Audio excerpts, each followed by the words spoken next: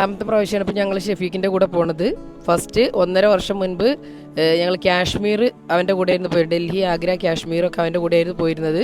അന്ന് പഞ്ചാബ് ഒക്കെ പോയതാണ്. അന്നത്തെ ആ ട്രിപ്പ് വളരെ രസകരമായ ട്രിപ്പായിരുന്നു. എല്ലാവരും വളരെ എൻജോയ് ചെയ്ത് അടിപൊളി ട്രിപ്പായിരുന്നു ആ ട്രിപ്പ്. അതുകൊണ്ടാണ് ഇപ്പോൾ 2ാം പ്രാവശ്യവും ഞങ്ങൾ വോയേജർ ഗ്രാമിനെ സെലക്ട് ചെയ്യാൻ കാരണം.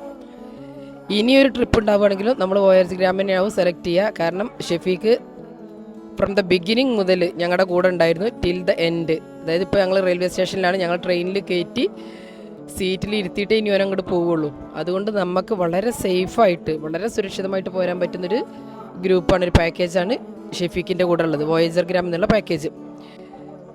പിന്നെ ഈ 10 ദിവസത്തെ ട്രിപ്പിൽ തന്നെ വളരെ എൻജോയ് ചെയ്തു. ഞങ്ങൾ വരുന്ന സമയത്ത് വളരെ ബേജാറോടുകൂടി വന്നത്. കാശ്മീരിലെ പ്രശ്നങ്ങളും പിന്നെ അതിൻ്റെ പുറമെ മണാലിയിൽ മഞ്ഞുണ്ടാവുമോ ഇല്ലയോ എന്നൊക്കെയുള്ള വളരെ ഒരു ടെൻഷനിലായിരുന്നു വന്നത്, എന്താവും എന്നുള്ളൊരു.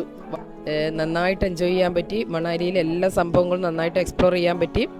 കുളുവിൽ പോയിട്ട് റിവർ റാഫ്റ്റിംഗ് നടത്താൻ പറ്റി. അതുപോലെ പാരാഗ്ലൈഡിങ് അതും വളരെ ഗംഭീരമായിട്ട് നടത്തി.